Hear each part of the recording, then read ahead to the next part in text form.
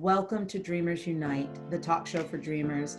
I am your host, Sherri Pullum, and I'm always grateful and honored every time you come to spend time with me on this channel. But we are still covering the Teaneck International Film Festival, and I am delighted to be with filmmaker, television director, Mustapha Khan. His film, Song for Our People, will be showing. We're going to talk all about it. Mustapha, welcome to Dreamers Unite. Thank you. Happy to be here. Yes, happy to have you. So let's jump right in with Song for Our People. Tell us a little bit about it and what inspired you to create the film. Sure.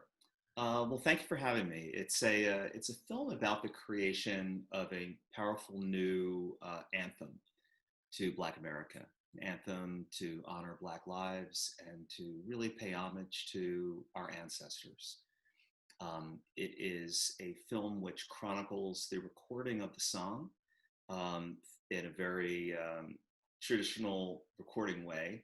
So it's a recording studio where we have about 15 different artists come in at different times throughout the film and throughout the session and lay down their tracks.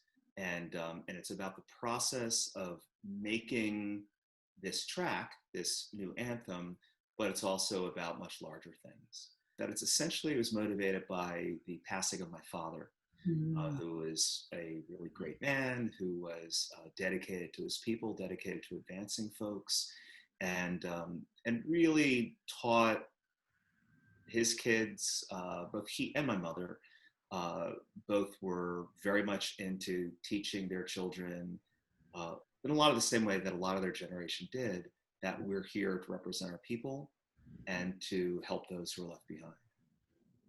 And that's really the raison d'etre of why we're here, is what he passed on and what both my parents passed on. So I wanted to create a film that really honored that and memorialized that. So the film itself is about the creation of the song, which was inspired by, on another level, was inspired by something I heard a preacher say once. And the preacher, speaking to a mostly Black congregation, said, when we die and go to heaven, it's not going to be St. Peter that meets us at the pearly gates. Rather, it's going to be a group of our ancestors who were formerly enslaved. Mm. They're going to have one question for each of us, and one question only, and that is, what have you done with your freedom? And that's what the inspiration of the film was, and the song that is being created in the film. And hopefully we could answer that question to some degree in our own lives. I know when I saw the film, my reaction was I really wanted to just run out of the theater in a good way. First I had to ask myself that question and take a deep, hard look. And then I just really had this desire to ask. And as a matter of fact, I did ask people and friends, and it just touched me and moved me, because we don't always own the responsibility that we have to ourselves, to our families, to our community, and to the ancestors. It's not always present for us. So as we go on that journey through the beautiful song and the music and the dancing, all of it, that we can stop and reflect. So thank you for creating that. That's my pleasure. And I'm glad you got that out of it. Yes, I did. What has it been like to be part of the Teaneck International Film Festival, to be screening it there? It's very exciting. It's the first time that it's being shown in New Jersey, which is my home state. So it feels like a real coming home in that way. And my friend Norman Burns, who's in the film, he's a rapper in the film. He's from Teaneck originally. So it's very exciting to kind of be part of it. And I've just been hearing about how wonderful the festival is. So I'm really just really looking forward to being part of it. It's in its 15th year. Wow. And if you want to get tickets, go to teaneckfilmfestival.org. Certainly for Songs for Our People, must see, but really and truly, the Teaneck International Film Festival has a wonderful roster of films all about social activism, social justice, making change. How do we make a change through film? And then we take maybe what we've learned and we take it out into our community. So, speaking of your good friend, who's also my good friend too, um, Norman Burns, how did you pull all these musicians together and performers? Well, I asked. I just was very honest with all these different great musicians.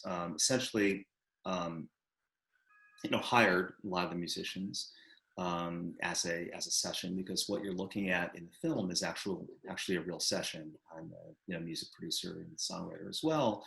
So really, one of my first concerns in the on the days of the recording was the recording itself, and getting in and out of the studio, getting the tracks done and everything like that. So there's different layers to the film in that way. But everyone I asked said sure.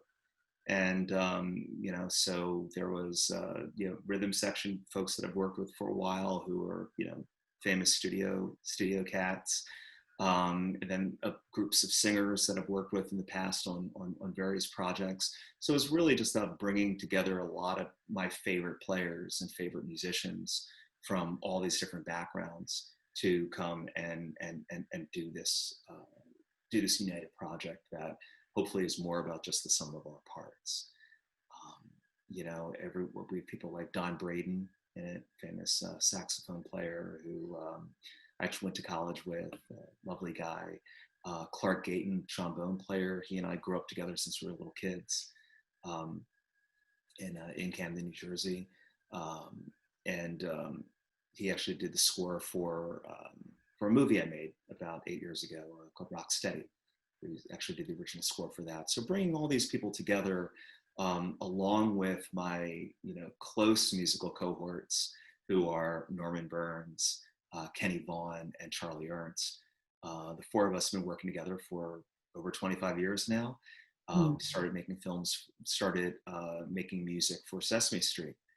And for the films I was making for Sesame Street at the time, they had given me, given me carte blanche to actually create the music for it too. So I said, sure, I'll do that.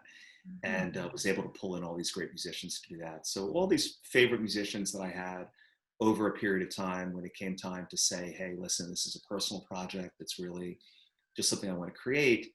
Will you be down with it? And they said, yes, of course. And so it was an honor to have all of them there. And then the final piece of it was the tap dancer. The tap dancer, Omar Edwards. I mean, I'd just been, I was just going to hire all these different traditional musicians, so horns, singers, rhythm section, rapper, everybody. But then I saw a play that my oldest brother, was a theater director, did, called Fly, by Tuskegee Airmen. And there was a tap dancer in the film who was like the griot, who was the silent griot who would just speak through his tap dance. And I saw him doing his thing on stage, actually on Broadway. And I just was like, wow, I've got to work with this guy at some point. And I had no idea how I was going to work with him. But I just said, I'm going to work with him. Also a New Jersey guy. And I said, let's do it. Let's work together. I sent him the track and I said, why don't you just do what you do? Interpret this any way you want to interpret it and run with it. And boy, did he. All I can say too is, boy, did he. You will definitely feel something in your heart that shifts and moves after you see Song for Our People. Do not miss it. Mustapha Khan, I thank you as always. Thank you so much, Sherri. It's my You pleasure. are a delight to be around and to know. Thank you. Feelings mutual, and please come see the film. Yes, I'm going to be there again in the comfort of I'm going to have the best seat in the There house, you are. in the comfort of my own home. Dreamers, thank you so much again for joining me. Remember the Teaneck International Film Festival. You still have time to get tickets. Go to their website, teaneckfilmfestival.org, to check out all the wonderful films and to be sure to get your tickets.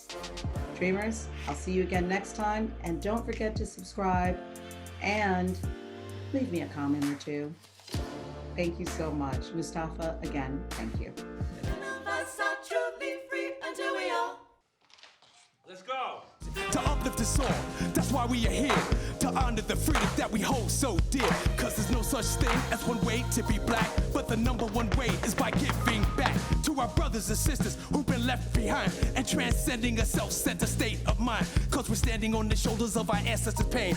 We gotta be sure they didn't suffer in vain. I wanna do what I can to proudly succeed them. So starting the day, I'm doing more with my freedom. Start the day.